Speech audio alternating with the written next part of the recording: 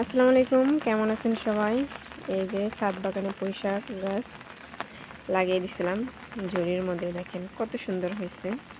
তো আজকে এগুলা কেটে নিয়ে যাব, মাছ দিয়ে রান্না করব। এই যে, তো এখন যদি না কাটি পরে বড় বড় হয়ে যাবে, আরও শাল হয়ে যাবে, ভালো লাগবে না খেতে। এই যে বৃষ্টিতে দাঁড়িয়ে আছি শাক কাটার জন্য।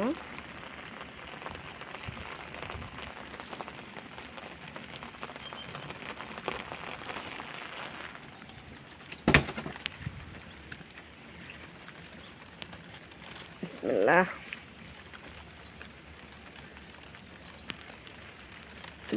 টসটসে পুঁইশাক দেখেন, আপনারা চাইলে এরকমভাবে রোপণ করে করতে পারেন, খেতে পারেন বনে, বাড়ির আঙিনায় বনে দিবেন।